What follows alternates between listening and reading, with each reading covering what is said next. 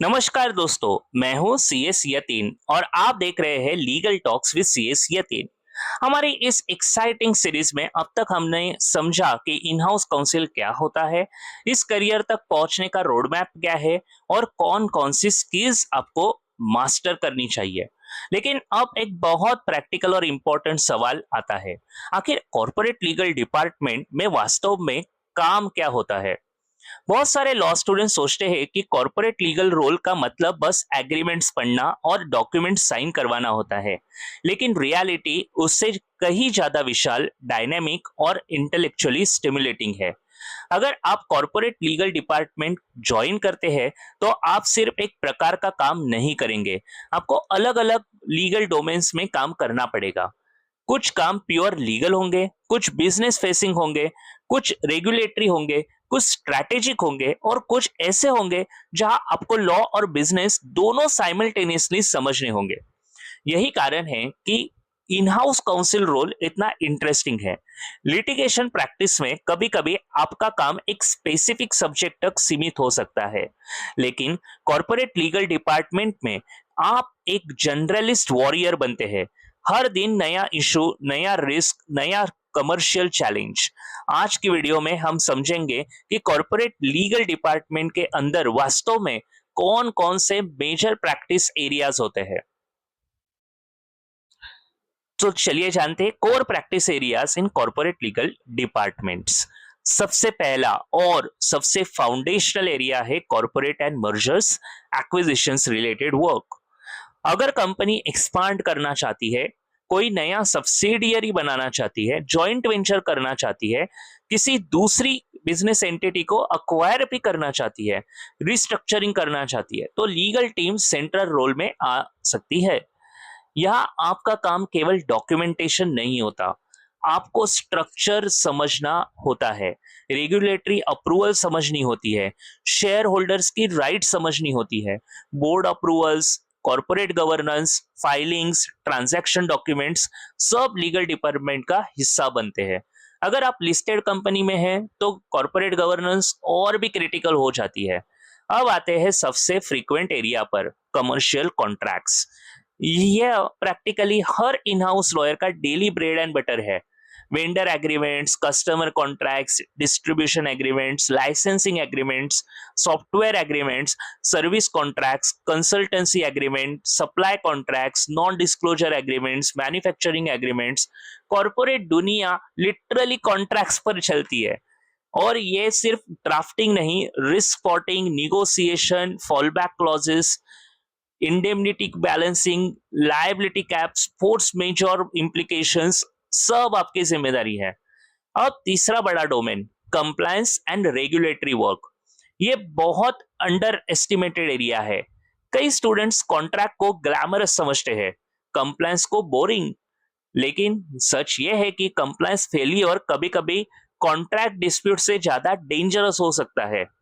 जैसे कि companies act compliance, SEBI regulations, RBI norms, industry specific regulatory approvals, labour law compliances, posh compliances and obligations, environmental permissions, licensing renewals, internal policy frameworks, ये सब corporate legal team को करना पड़ता है, उनके काम का एक हिस्सा है। अगर कंपनी लिस्टेड है तो कंप्लायंस का महत्व कहीं गुना बढ़ जाता है। अब चौथा major practical area, employment labour law matters. ये प्रैक्टिकली ऑलमोस्ट हर ऑर्गेनाइजेशन में आता है। Employee appointment letters, HR policies, disciplinary matters, domestic inquiries, termination issues, retrenchment matters, contract labor compliances, posh complaints, employee misconduct investigations, settlement documentation। अगर company manufacturing sector में है तो labour law exposure और भी ज्यादा होता है। अगर अब अगला area, dispute resolution and litigation management.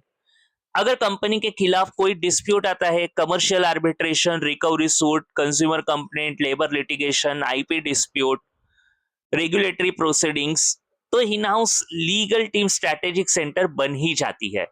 आप एक्सटर्नल लॉयर्स से कोऑर्डिनेट करते हैं, डॉक्यूमेंट्स तैयार करते हैं, मैनेजमेंट को एडवाइस करते हैं, सेटलमेंट पॉसिबिलिटीज भी इवैल्यूएट करते हैं, रिस्क एक्सपोजर बताते हैं, एंड इसीलिए लिटिगेशन मैनेजमेंट भी एक कोर फंक्शन में आता है। तो चलिए अभी बात करते हैं कुछ emerging and high demand practice areas की। अब बात करते हैं कुछ फ्यूचर की, क्योंकि कॉर्पोरेट लीगल प्रोफेशन तेजी से इवॉल्व हो रहा है। अगर आप आने वाले 5 से 10 साल के लिए फ्यूचर रेडी लॉयर बनना चाहते हैं तो इमर्जिंग प्रैक्टिस एरिया समझना बहुत जरूरी है। तो सबसे पहले technology and data privacy laws. आज डिजिटल बिजनेस एक्सप्लोजन हो चुका है। Apps, SaaS agreements, businesses, cloud services, AI tools, fintech platforms, digital commerce, इन सब के साथ डेटा आता है, और जहां डेटा आता है वही प्राइवेसी रिस्क है। DPDP act, cyber security obligations, cross border data transfer issues, vendor data protection clauses, data breach liability, ये आने वाले वर्षों में सबसे हॉट लीगल प्रैक्टिस एरियाज में से एक है। अगर आप टेक्नोलॉजी कंपनीज टारगेट कर रहे हैं तो ये एरिया आपके लिए गोल्ड माइन जैसा है। दूसरा इमर्जिंग एरिया है ESG एंड सस्टेनेबिलिटी कंप्लायंस। कुछ स्टूडेंट्स को ये भी एब्स्ट्रैक्ट लगता है, लेकिन फ्यूचर कॉर्पोरेट गवर्नेंस में ये ह्यूज एरिया है। Environmental disclosure, sustainability reporting, supply chain ethics, governance transparency, green compliance, SEBI sustainability expectation, global ESG pressure. Companies अब केवल प्रॉफिट नहीं, रिस्पॉन्सिबल गवर्नेंस भी दिखाना चाहती है। लीगल टीम्स इसमें इंक्रीजिंगली इन्वॉल्व होते हैं। तीसरा एरिया है IP एंड टेक्नोलॉजी ट्रांसफर। अगर कंपनी इनोवेशन हैवी है, pharma, tech, manufacturing, consumer products, तो patents, trademark, copyright, software licensing और IP प्रोटेक्शन बहुत इंपॉर्टेंट हो जाते हैं।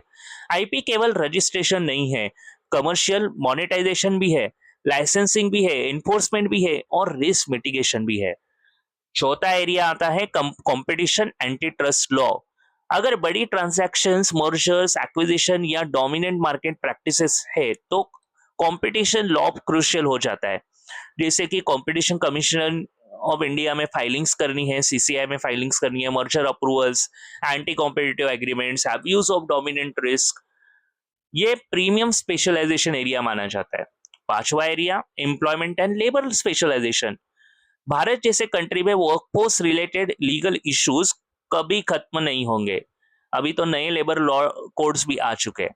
Hiring, termination, industrial disputes, compliance, workplace investigations, policy design, ये हमेशा स्टेबल डिमांड वाला एरिया है। और छठा इमर्जिंग प्रीमियम एरिया है international arbitration and cross border disputes.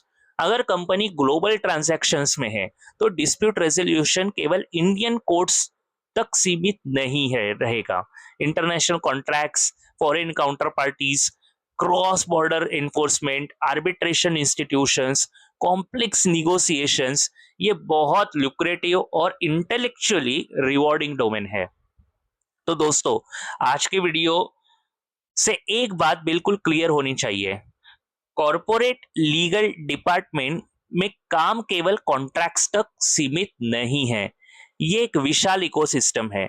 Corporate governance, commercial contracts, compliance, labour law, dispute management, data privacy, technology law, IP, competition law, international arbitration और लगातार evolving business risk. यही कारण है कि इन हाउस काउंसिल का career कभी monotonous नहीं होता। हर दिन एक नया चैलेंज, हर दिन नया लर्निंग अपॉर्चुनिटी, और यही इस प्रोफेशन की ब्यूटी है। अगली वीडियो में हम लोग बात करेंगे एक बहुत प्रैक्टिकल टॉपिक पर, आप अपनी पहली इन हाउस रोल कैसे हासिल करें, इंटर्नशिप कैसे टारगेट करें, लिंक्डइन कैसे यूज करें, आपकी CV कैसे बनाएं, इंटरव्यू कैसे क्रैक करें। अगर वीडियो यूजफुल लगी हो तो इसे लाइक जरूर कीजिए, कमेंट्स कीजिए, शेयर कीजिए और legal talks with CS Yatin को सब्सक्राइब जरूर कीजिए। मैं हूं CS यतीन, मिलते हैं अगली वीडियो में, तब तक के लिए धन्यवाद।